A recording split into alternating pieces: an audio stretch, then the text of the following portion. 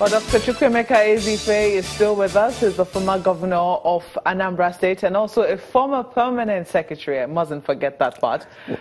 Just before we went on break, you were talking about why it is difficult for us to, as a society, see corruption as a bad thing.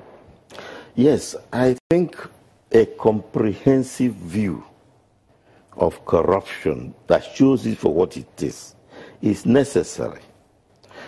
If in the church, in the schools, in the mosque, in trade union, in all kinds of groupings, people do things they shouldn't do. Gradually it spreads and gets accepted. Huh? How can you somebody come out from EFCC with a charge of stealing? And he gets VIP treatment everywhere he goes. If you don't... You believe there's something wrong with that? Huh? There's something wrong with that? Because society is not perceiving him the way it should. Because society has not accepted to fight corruption. Look, when we talk about corruption, we must look at the various dimensions of it. There is political corruption that has so many dimensions on its own. You know, nobody says that APC is doing marvelous work at the national level. APC is the government party. It's not doing well at all. But people are rushing. So in some areas, some people are rushing into APC. Why? If you think deep, you will know that corruption of the electoral system is doing damage to Nigeria. You will go, Nigerian people go and vote, they know whom they voted for. And then the result comes out is a different person. The other person rushes to court. The person they voted for rushes to court. And the judges are told what judgment to give. That is contaminating the whole population. And therefore, if a person is in a position to take some bit of public property, he goes ahead because everything is corrupt. There are two things now that you said that struck me. First of all, you say that society is not ready to fight corruption. But one of the things that Nigerians want, a lot of people say that if there's any consensus Nigerians have, it is that they want their leadership to be able to fight corruption. And so it continues to, it's been on the manifesto of many political parties and many people who have assumed office both at the governorship level and even at the presidential level for many years. You know, this agenda to fight corruption. So how then can we want government to fight corruption and still be against the fight against corruption? People are not against the fight against corruption, but when it is selective, or there's a way they see that some people do and get away with it, and their own people cannot do. You know, in a society, people are always comparing. If somebody from somewhere does something and gets away with it, another person from some other place does something and doesn't, that's your judgment. Your society is spoiled. I want to emphasize the population contaminating political electoral commission, which leads to judicial corruption. When the judicial system is compromised, nothing is left.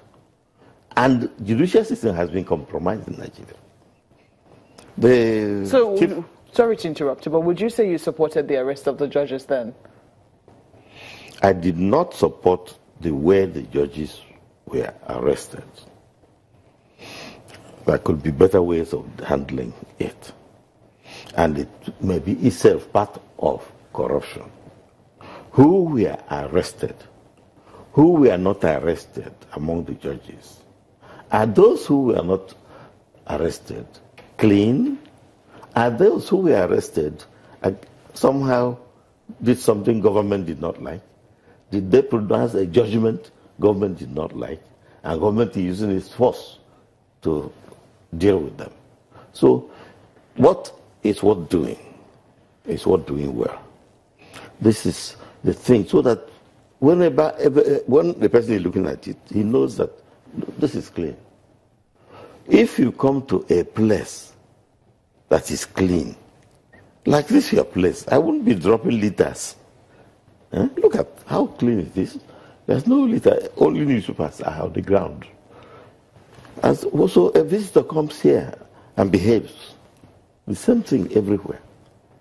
If you keep a place clean, others come and help you. They don't want to spoil it. Keep society clean. There's nothing. You are a woman, and I'm sure you have heard your colleagues tell you some of their experiences in academics, in jobs. The people in the Nollywood talk more than others, but it's everywhere. Demanding things for things somebody is not qualified to get, and the other person is not qualified, is not willing to give. You demand it just so get him or her some benefit. So my greatest worry is if we bring a fight against corruption and we don't go to the roots of it, it will just spread corruption and normalize it. Let's go to Lagos now and take some questions from my colleagues. My question to you is, in your suggestion when you talked about how to go about perhaps recover some of those stolen monies from individuals who have done wrong to this country and having them return, say, 90% of that amount they stole and keep 10% for themselves. When you look at that scenario that you have painted, and you said it is one of the most effective ways to go about that, is there any way you think that this can be institutionalized?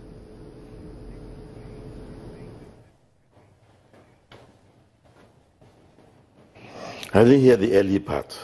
If you heard, please help me. But did you hear the later part? Yes. I think we can ask Gimba to come again with his question. Yes, I was just asking you, when you made a suggestion about ways to recoup some of these monies that have been stolen, and you suggested that 90%, for instance, can be gotten back into the government coffers and 10% goes to whoever who stole that money. Is there any way you think, since you said that it is one of the most effective ways to handle this kind of situation, is there any iota, perhaps, you think that we can institutionalize this suggestion that you've made?